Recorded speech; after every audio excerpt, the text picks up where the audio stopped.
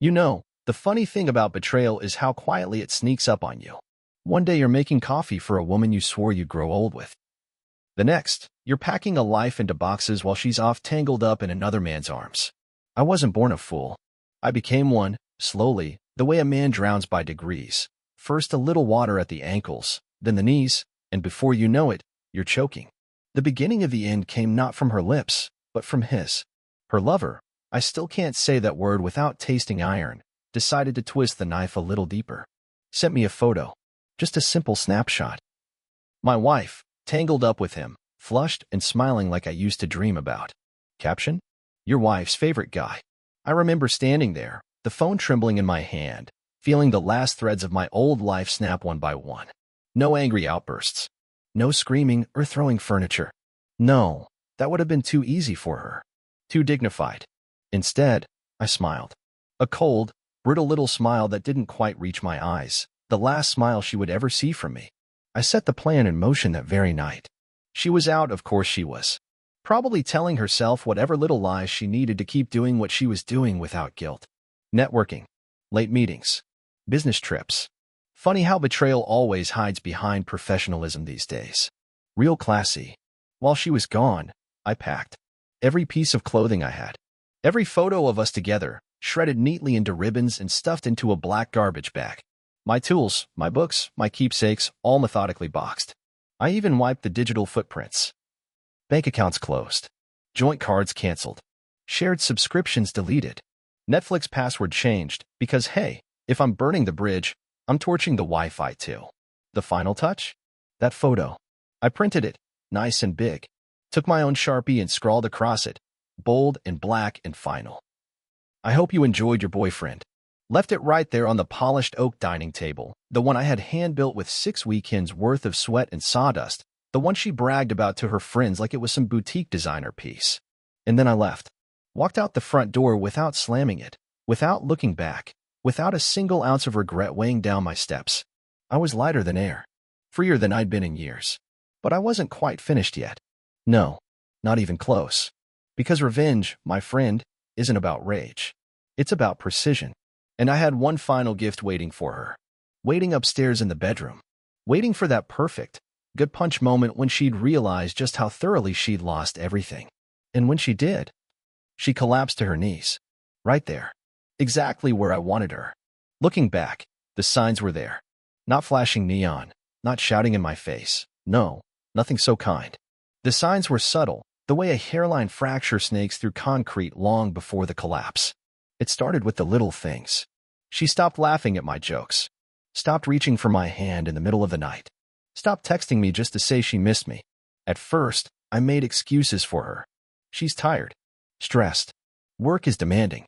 Anything but the truth that now seems so blindingly obvious. She had simply moved on.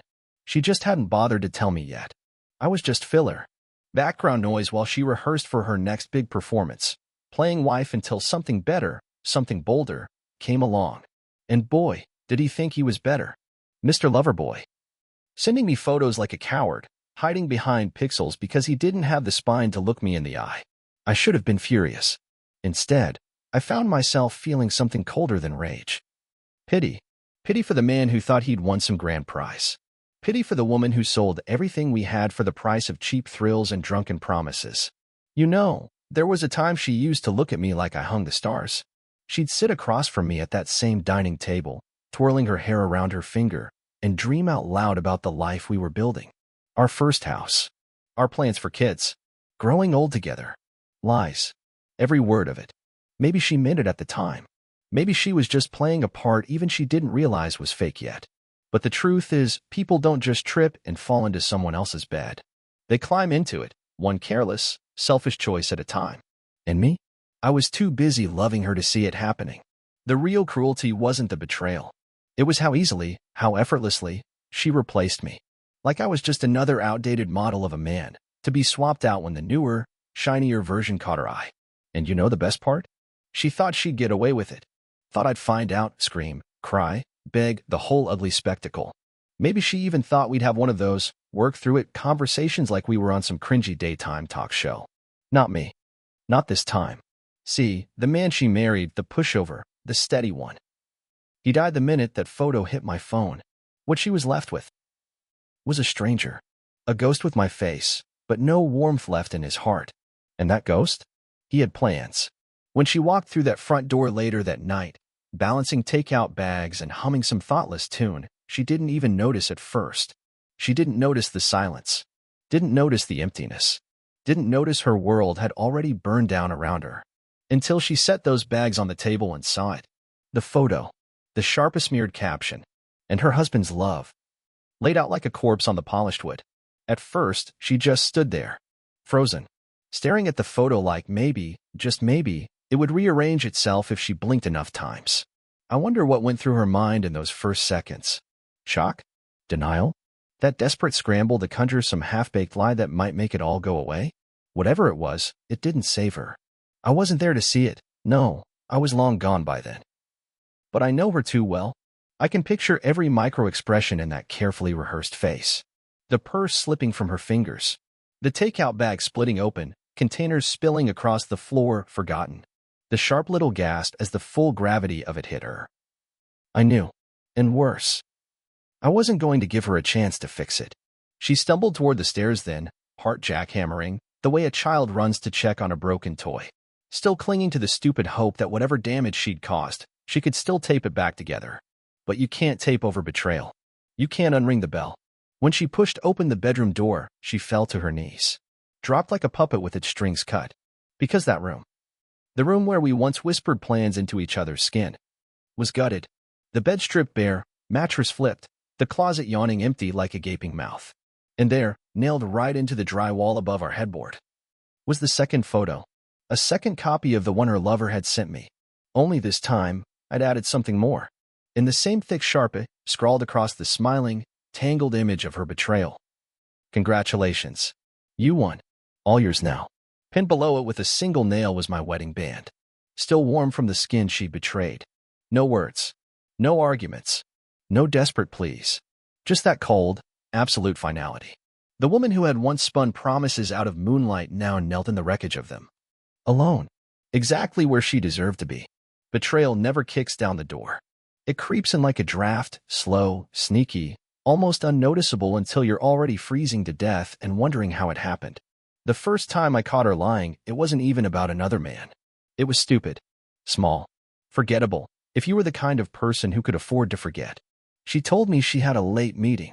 Said her boss needed a big presentation polished for some out-of-town clients. I believed her. Why wouldn't I? She came home hours later, reeking of expensive wine and perfume that wasn't hers. Not the brand I used to buy her for her birthdays, anyway. When I asked, she laughed it off. Some coworker's cologne spilled at the bar afterward, she said. All harmless. All nothing. I wanted to believe it so badly. Wanted it with that desperate ache of a man clinging to the only thing that still makes sense. So I did. I tucked it away into that ugly little drawer labeled, "Maybe you're just being paranoid," and slammed it shut. But it never stayed shut for long. After that, there were more late nights, more excuses, more client meetings and networking events and girls' nights where the girls never seemed to post a single photo. Her phone, once casually tossed on the kitchen counter, became surgically attached to her hand. Always face down. Always with the ringer off. At first, I made jokes. Light-hearted little stabs at the bubble she was building around herself. What? You running a secret spy agency now? Gotta schedule an appointment to see my own wife these days? She'd laugh. Smile, that bright, brittle smile. Kiss my cheek and promise me it was just a busy season, that soon things would slow down and we'd have time for each other again. I believed her. God help me, I believed her. Because that's the thing about betrayal. It feeds on hope. It needs it, the way a fire needs oxygen. And I was more than willing to burn if it meant keeping that hope alive. Until the hope finally suffocated. Until the first text message popped up on her smartwatch while she was in the shower. And curiosity, stupid, gut-wrenching curiosity, made me glance down. Unknown number. Can't stop thinking about you last night. When can I see you again? No name. No emojis. No obvious clues. Just pure, undiluted confirmation. The part that broke me wasn't the words.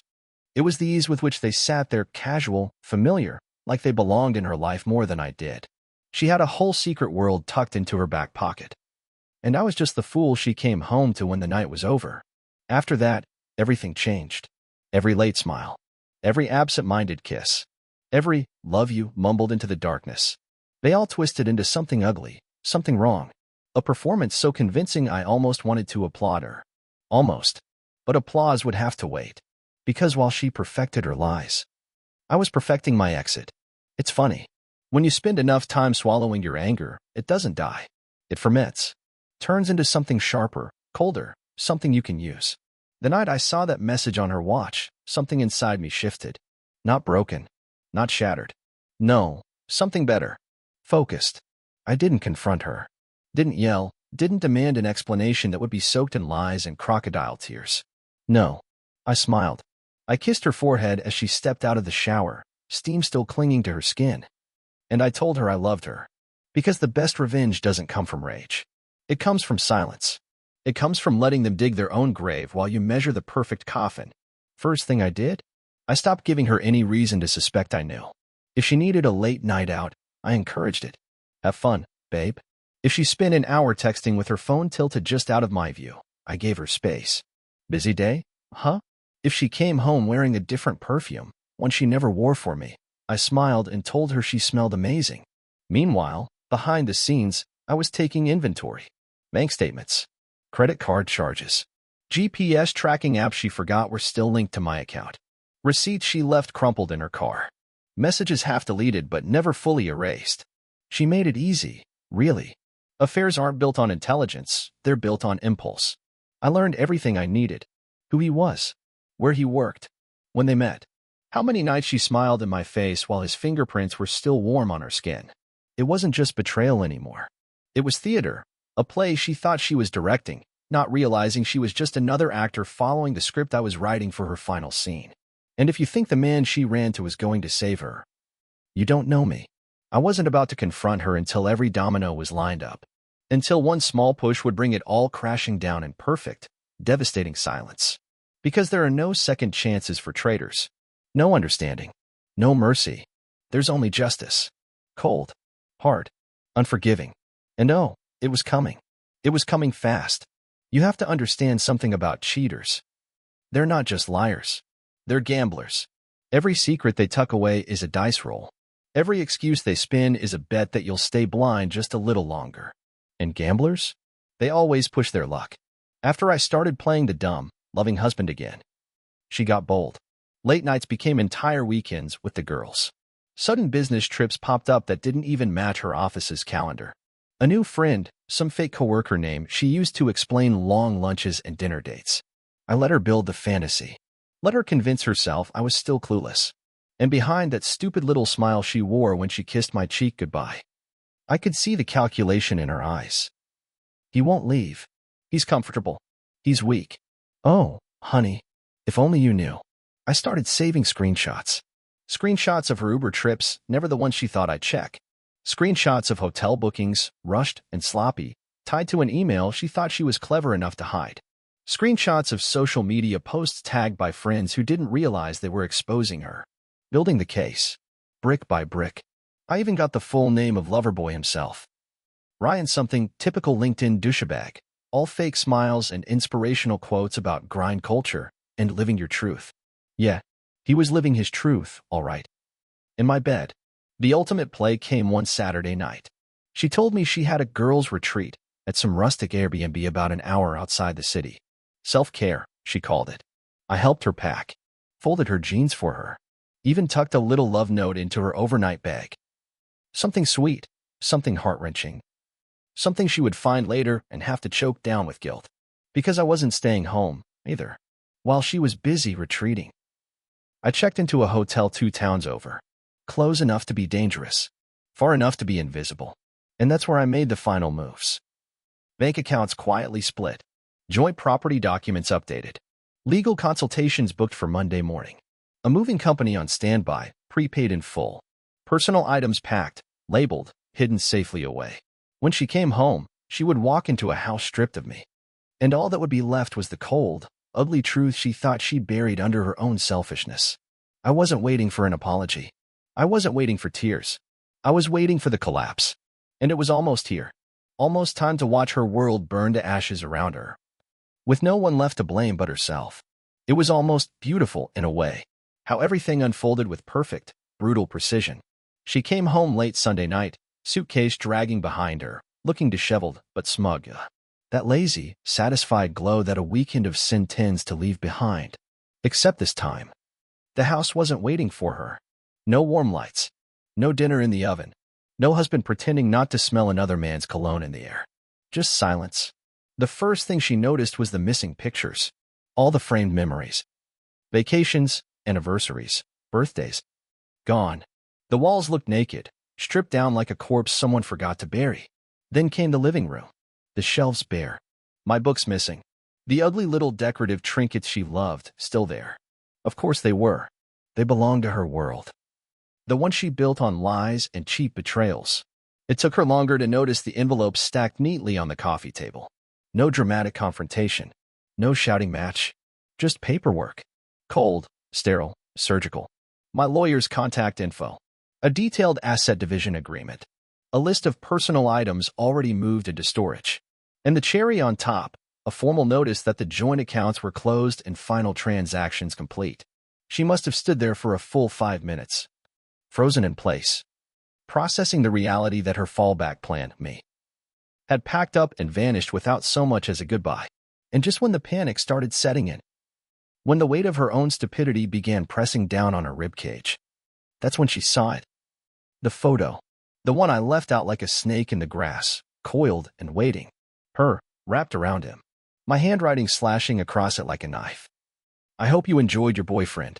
They say revenge doesn't fix anything. They say it's empty, hollow. Let me tell you something.